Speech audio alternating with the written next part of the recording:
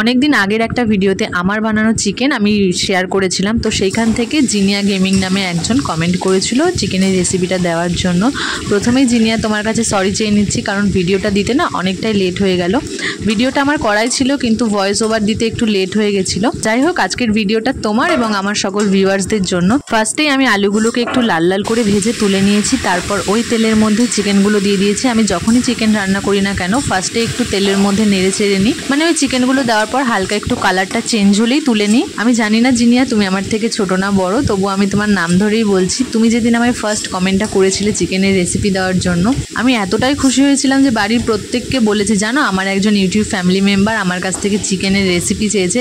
তার হয়তো দেখে ভালো লেগেছে, সেই জন্যই আমার কাছে চেয়েছে। আমার কাছে না আরও অনেক রেসিপির ভিডিও করা আছে, ওই এডিট আর ভয়েস ওভারের জন্যই তোমাদের সাথে শেয়ার করা হচ্ছে না। তাছাড়া প্রত্যেক দিন আমি একটা না একটা ভিডিও দিচ্ছি, ওই ভিডিওগুলো দেওয়ার আর সুযোগই হচ্ছে না। আমি ভেবেছি আস্তে আস্তে এবার থেকে তোমাদের সাথে কয়েকটা রেসিপিও শেয়ার করব। চিকেনগুলো তুলে নিয়ে ওই তেলের মধ্যে এবার দিয়ে দেবো তেজপাতা, শুকনো লঙ্কা, সামান্য একটু চিনি, সাদা জিরে আর গোটা গরম মশলা। এরপর দিয়ে দেবো পেঁয়াজ। চিনি দিলে কিন্তু খাবারের টেস্টের ব্যালেন্সটাও হয়, আবার সুন্দর একটা কালারও আসে। তো পেঁয়াজগুলো হালকা ব্রাউন হয়ে এলেই এর মধ্যে দিয়ে দেবো কাঁচা লঙ্কা, আদা আর রসুনের পেস্ট। দাদার গলা পাওনি বলে কি ভাবছো যে আজকে আমি রান্নার ভিডিও করছি দাদা আমার পেছনে লাগেনি? একদমই নয়, দাদা এসেছিল, পাশ থেকে কথাও বলেছে, তবে ওই টাইমগুলোতেই না আমার ভিডিওটা পজ করা ছিল। মশলাটা একটু কষে এলেই এর মধ্যে দিয়ে দেবো পেঁয়াজ আর টমেটো পেস্ট। পেঁয়াজ আর টমেটো পেস্টটা দিয়েও কিন্তু খুব ভালো করে কষে নিতে হবে। আর এরপর একে একে আমি দিয়ে দেবো পরিমাণ মতো নুন, হলুদ আর জিরের গুঁড়ো। অনেকে আবার মাংস রান্নায় জিরের গুঁড়ো ব্যবহার করে না, কিন্তু আমি ব্যবহার করি। এতে কিন্তু টেস্টটা খারাপ হয় না, ভালোই লাগে খেতে। মশলাটা ভালো করে কষে নিতে হবে। আমি যেহেতু রান্নায় কাঁচা লঙ্কা ব্যবহার করেছি, তো যাতে ওই দেখতে লাল লাল ঝোলটা হয়, দেখে মনে হবে বেশ ঝাল ঝাল হয়েছে, তো ওই টাইপটা আনার জন্য আমি এখানে কাশ্মীরি লঙ্কার গুঁড়ো ব্যবহার করেছিলাম। তারপর এর মধ্যে দিয়ে দেবো একটুখানি টমেটো সস। ওখানে অল্প একটু আমি টমেটো পিউরিও ব্যবহার করেছি, আবার এখানে টমেটো সসও দিয়েছি। আর আমি না কষানোর সময় মিট মশলা ব্যবহার করি, লাস্টে ওই মিট মশলাটা দিই না, লাস্টে গরম মশলা ইউজ করি।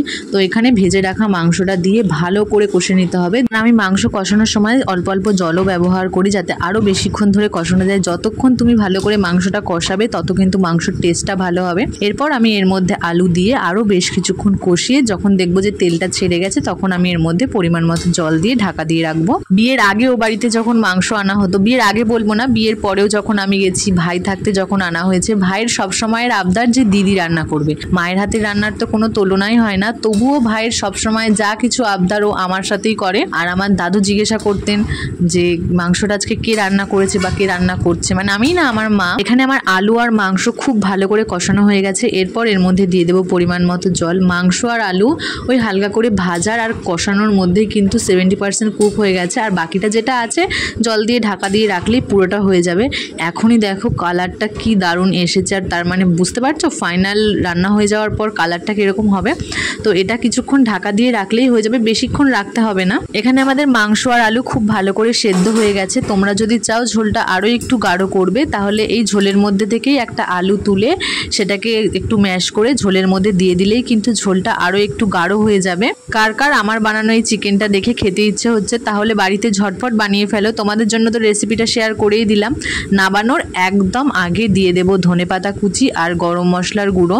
তো এখানে তো আমাদের অলমোস্ট রান্না ডান। তো চলো একবারে সার্ভ করে তোমাদের দেখাচ্ছি। কি জিনিয়া, এইবার চিকেনের রেসিপি পেয়ে তুমি খুশি তো? আর আমার উপর রাগ করে নেই তো? তুমি যদি এই ভিডিওটা দেখে থাকো আর এই রেসিপিটা ট্রাই করে থাকো, অবশ্যই কমেন্ট করে জানিও। আর আরও নিত্য নতুন রেসিপি দেখার জন্য আমার চ্যানেলটা সাবস্ক্রাইব করে পাশে থেকো, আর কমেন্ট করেও জানাতে পারো। চলো আজকের মতো টাটা।